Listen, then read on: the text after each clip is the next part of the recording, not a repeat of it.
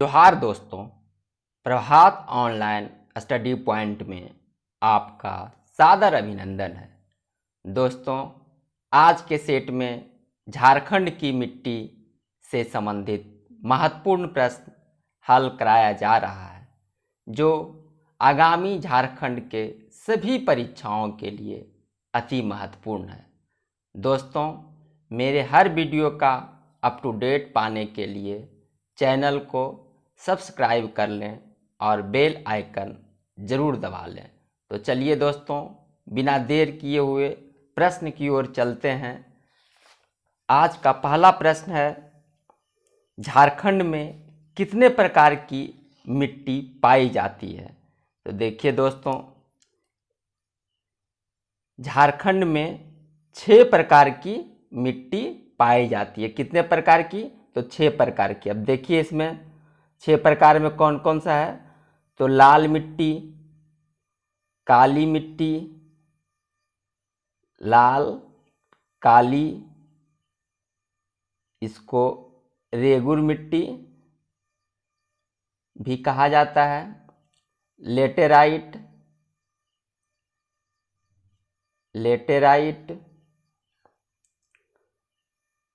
बलुई, जलोढ़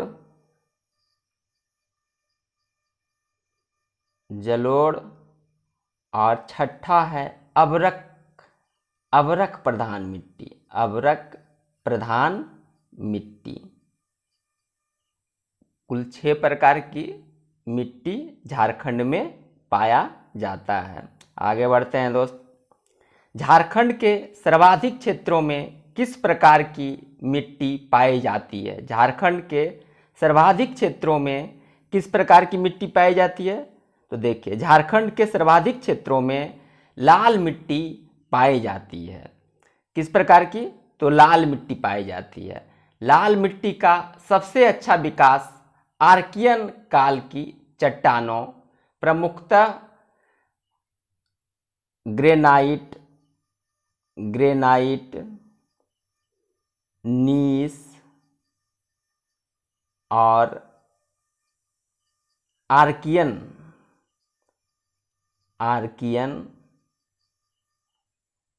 क्षेत्रों में हुआ है। लाल मिट्टी का सबसे अच्छा विकास आर्कियन काल की प्रमुख चट्टानों जैसे ग्रेनाइट, नीस, आर्कियन क्षेत्रों में हुआ है। ज्ञातव्य है कि झारखंड के 90% भूभाग में आर्कियन चट्टानें पाई जाती है। लाल मिट्टी अधिकांशतः टाड़ अर्थात उच्च भूमि पर दिखाई देती है।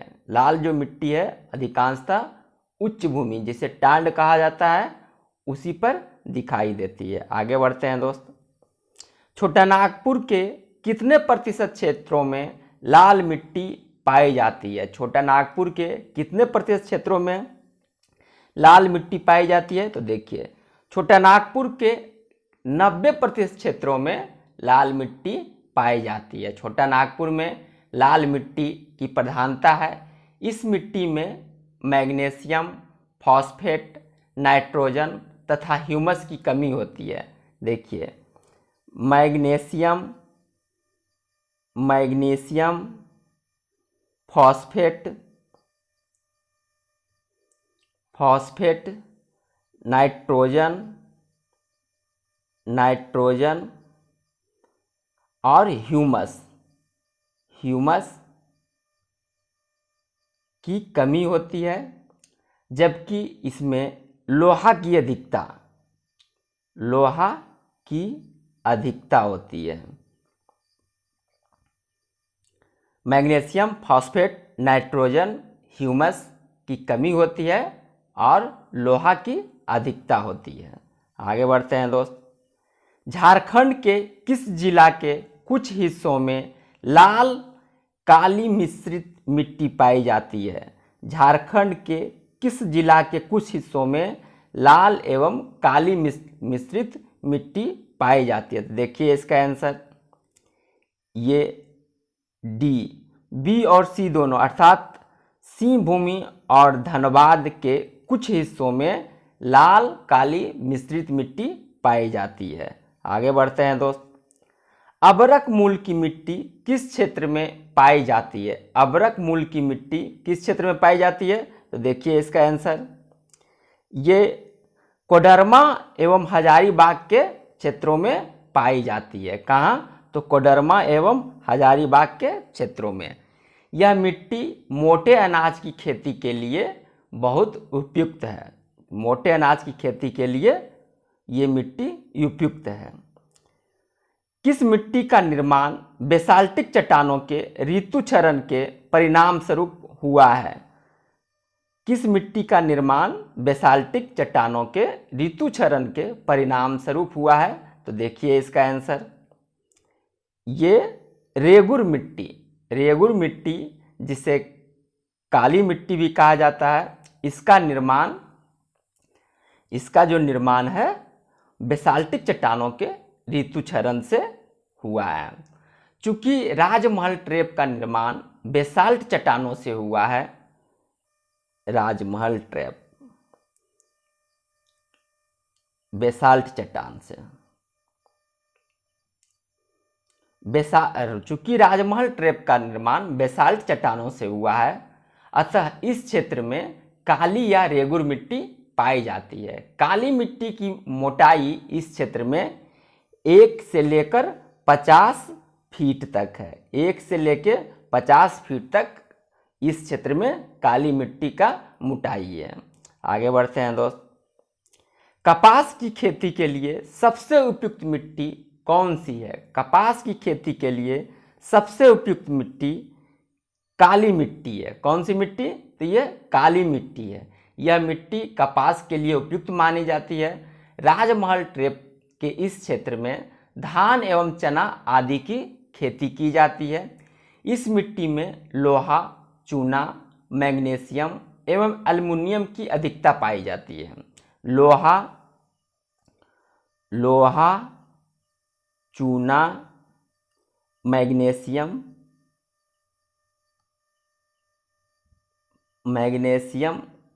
एल्युमिनियम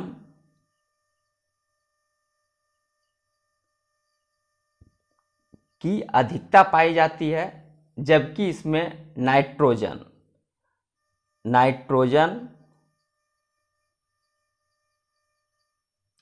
एवं ह्यूमस और फॉस्फेरिक अम्ल की कमी पाई जाती है। इसमें कमी पाई जाती है। लोहा, चूना, मैग्नीशियम, एल्युमिनियम की अधिकता।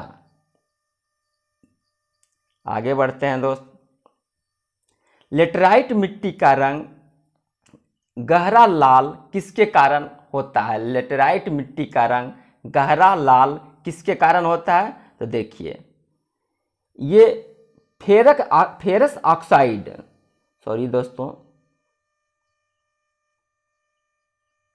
फेरस ऑक्साइड के कारण लेटराइट मिट्टी का रंग गहरा लाल होता है। लौह ऑक्साइड की प्रधानता के कारण लेटराइट मिट्टी का रंग गहरा लाल होता है। आगे बढ़ते हैं दोस्त। किस मिट्टी का विकास लावा युक्त चट्टानों में अत्यधिक अपक्षय और अपक्षालन के परिणाम स्वरूप हुआ है? किस मिट्टी का विकास लावा युक्त चट्टानों में अत्यधिक अपक्षय तथा अपक्षालन के परिणाम स्वरूप हुआ है?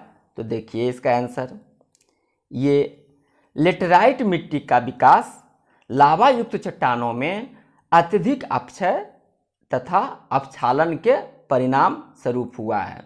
लेटराइट मिट्टी का विस्तार झारखंड के पाट क्षेत्र, कहाँ इसका पाट क्षेत्र,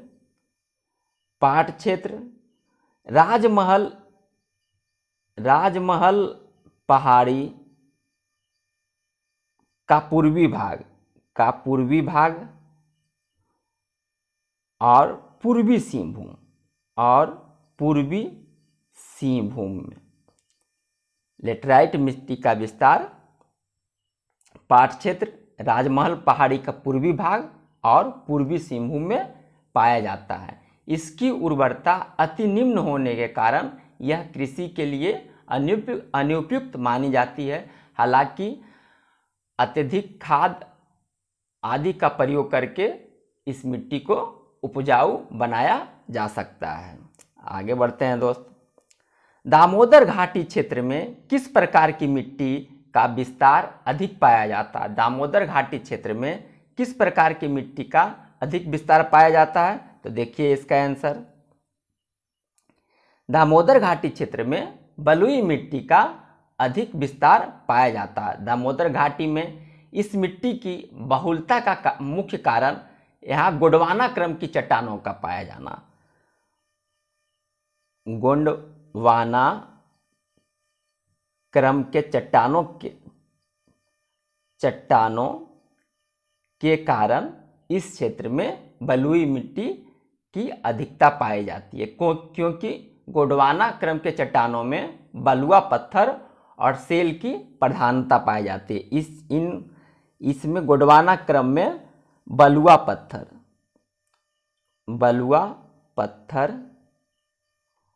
और सेल की प्रधानता पाई जाती है। इसी कारण से दामोदर घाटी क्षेत्रों में बलुई मिट्टी की प्रधानता पाई जाती है।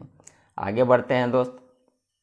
झारखंड में किस मिट्टी का रंग हल्का गुलाबी है? झारखंड में किस मिट्टी का रंग हल्का गुलाबी होती है? तो देखिए, झारखंड में अभ्रक मूलक मिट्टी का रंग हल्का गुलाबी होता है। अभ्रक के खानों से अपक्षय के कारण उसके समीप के क्षेत्रों में इस प्रकार की मिट्टी पाई जाती है। इस मिट्टी में बालू का अंश अधिक होता है। आगे बढ़ते हैं दोस्त। झारखंड के किस मिट्टी में मृदा परिच्छेदिका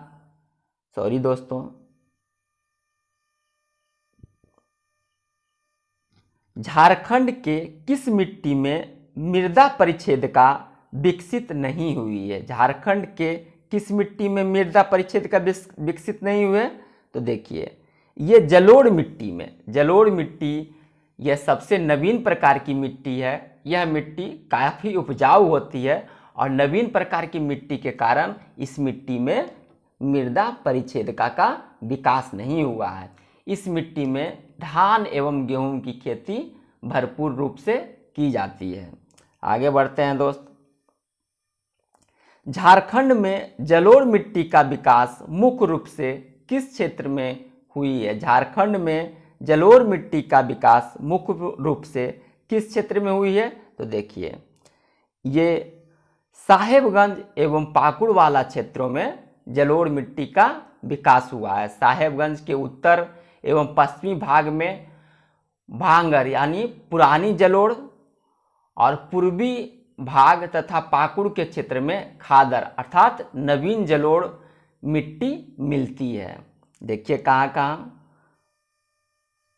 साहेबगंज के उत्तरी भाग